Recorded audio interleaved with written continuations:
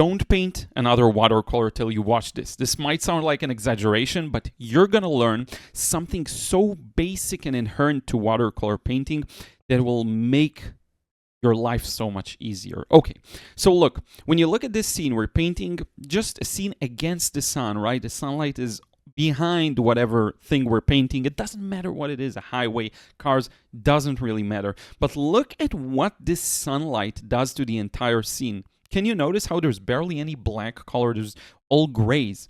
It's so easy to fall into the trap of just putting your blinders on and only seeing the scene in its own context, where some things are way darker than others, right? Forget about that. Keep it light. This does a couple of crazy things, and it has a couple of serious benefits that I'm going to talk about in this video. So my first wash is just the sky, starting with a gray. I know it looks a little blue biased. I actually added a bit of blue there, but it's mostly a gray. The camera shifts the colors a bit, but I'll show you the scan and you'll figure it out. And I'm taking it from neutral to warm. You want to bring the light there close to the horizon. That's the thing that gives the scene its sense of light. But here's the thing. This light, it pours into the entirety of the scene. It affects everything you're seeing, which is why I'm extending this wash into the cars and even a little into the road, because that sunlight makes everything warmer, and you can see it reflected on the cars in addition to that. So you both see a reflection, and it affects everything just because it radiates, it pours through, right? When you look at the sunset right at the horizon, the light pours through, it affects the horizon. This is something that's very common that happens. So you want to extend that effect. Now, how are we going to do this? What does the sun cause in this example? I'll tell you.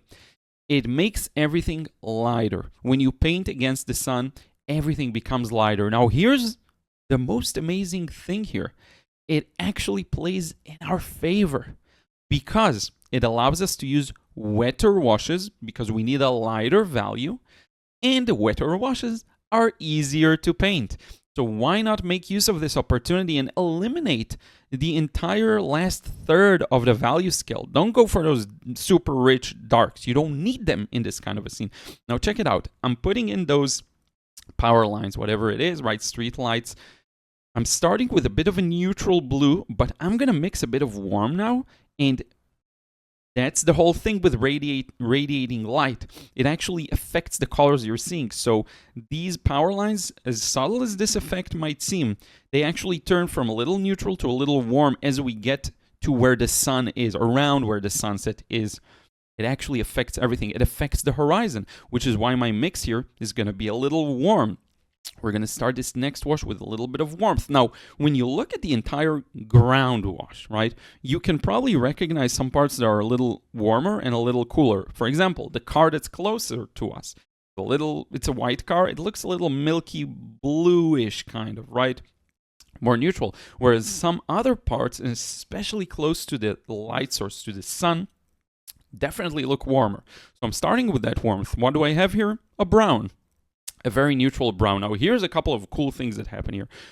Not only are the values lighter, the color is more neutral than you think. So this isn't like a saturated brown. If you go saturated here, you might mess it up. You might go overboard. So you need a gray brown. You need a gray blue. What does this mean?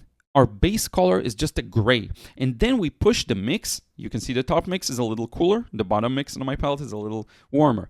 You just push the mix in the direction you want. This means you can paint much, much faster. Now, I will say this is very similar to a concept I teach in the frustration-free watercolor course. So if you feel like you're struggling with looseness, what I'm doing here, what I'm going to achieve here is loose watercolors, free watercolors that flow, that look like a watercolor. If you want the same for you, and if you end up just obsessing over the details and struggling just to paint something that flows, that looks good, that you have had fun painting, check out the frustration-free watercolor course. It's going to be the first link in the description box below. You'll see it in the description. The very first line, very first link. Click it, fill in your details, watch a quick video tutorial, completely free, and then you get the chance to purchase the course. Check it out. It's going to revolutionize the way you paint. I built it to solve this specific problem, and the feedback has been crazy for years now, right? I released it in like 2018 or 2017, something like this. Feedback has been consistently ever since then, all the way till now, just amazing. So check it out. It has helped thousands of my students to break free. Paint loose watercolors. If you want to be one of them and you want to finally break through that beginner plateau or even a bit of intermediate plateau, just you'll get there. Okay, check it out. First link in the description box below. Click it. Now, look at the beauty of this. It's just a gray. It's a gray. You don't have to work hard to mix it. I have whatever lunar black on my palette. That's it. By the way, for those who are curious, I am painting on hot press paper, which means you have to paint wetter to begin with, because hot press paper, things tend to dry uneven if you really push the whole wet over dry. So what you want to do is start with a wetter wash to begin with. But look at the most important thing here. I'm interpreting the shapes. I'm keeping some things as light as the previous wash, and I'm pushing the shadows in a very even, singular layer. This means it's easier, because you don't have to now start thinking, okay, I'm going to start doing the smaller details. You don't need any of that. You're just interpreting light, dark. And those parts we have left light, look at how beautiful they are. Look at how it makes the cars pop, right? And with a bit of adjustments, a bit of details, a bit of darker impression here and there, you're solid. Now, I do darken the lower kind of third of the painting, you'll see soon, because things that are closer to us also in this setting tend to be a little darker. So to create a better sense of depth and kind of volume, it really helps to darken the lower third. That's something I learned years ago. I used to do it just robotically, but now I actually observe the scene and figure out how to do it. So, you know, sometimes you want to just look and observe. And I'm doing it negatively around those separation lines between the lanes so that I can bring out those separation lines. You don't need to paint them. Now, a lot of you will finish the wash and then do another wash to darken. That's fine. Paint however you want. I'm just telling you, give this a try. Try doing this while the wash is still wet, because this is the strength of watercolor painting. This is exactly why we are all painting with watercolors, because it allows for that loose, immediate, I'm spraying some water, by the way, loose, immediate impression. Those subtle, soft edges, right? That's the thing that makes watercolors so fun. So I would challenge you to do this. All you really need to do is put down a wash that is wet enough so that you're able to handle it, right? And hot press paper needs it to be wet anyway, but even if you're using cold press. And then while the wash is like 20% wet, it's mostly dry, just use very thick paint into it, and you'll see it's gonna work for you. It's gonna look fantastic, and it's exactly the type of problem so many have with overwork, right? You're overworking your watercolors. You keep adding layers and layers, and you keep building up more and more hard edges. So it ends up not looking like a watercolor. This is watercolor. Get it while it's still wet. And it's far better to simplify the whole thing, to just go for clarity. Look at how clear the impression is here, even though I didn't paint the logo on the car. I still have yet to really put the license plate. I didn't put any of the lower tail lights. I didn't put any details here. Why does it work? Because my aim is just to express my impression of the light and shadow. I don't really care for the details. And once you make that switch, and let me tell you how you can make that switch in a moment, you will be blown away by what you produce. And you'll know when to stop, and you won't overwork your paintings. Now, how do you achieve that? There are many ways of making that switch. There are things you can do before you even begin a painting. Look at this, pre-wet, and then just push the value a little bit to connect it to the right side. Things you do before you even begin the painting process that almost guarantee you'll paint looser. It's like automating some part of the process. And then there are things you're doing mid-process that can really help. Now, I teach all of that in the Frustration-Free Watercolor course. It's my beginner introductory course that the most people have gone through. So just check it out. Once again, link in the description box below. Just get that out of the way, because once you master looseness, and that's the key, once you master looseness, you're in a completely different category of a watercolorist. You're no longer in that stage lumped up with 99% of painters. You'll be in a different category. Now, forget about like the prestige of painting watercolors that sing.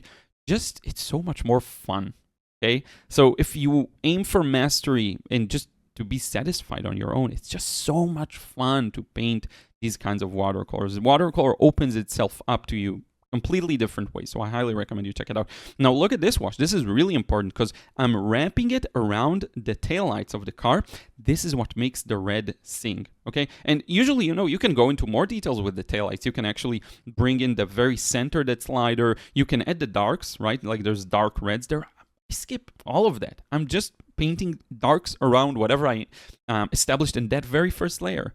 And I'm putting a bit of yellow and red. Both of them are a little opaque. And it's good for us because we paint essentially light over dark. You see how this license plate shows even though we're painting yellow over black? That's because I'm using somewhat opaque yellows and reds. Still watercolors, but Pyrrole Scarlet is somewhat opaque. This new gamboge type of paint I'm using is somewhat opaque, so you can cover dark areas, wet and wet especially, and it will work really well. It just pushes the paint away and makes it so that the lighter value is visible despite it being light over dark, right? Which is, again, watercolor has no rules, really. It's about finding your own solutions to the problems, finding your own way of expressing whatever it is you're seeing, and you're going to see the end result. Whatever you say, whatever you want about this, and you might not even like cars as a subject matter, that's perfectly fine. To me, it's about light, not about the cars, but say whatever you will. You probably can't call this too much like an overworked piece, and you'll see the end impression and it will all come into place. If you still can't see it, you'll see it once I'll show you the scan.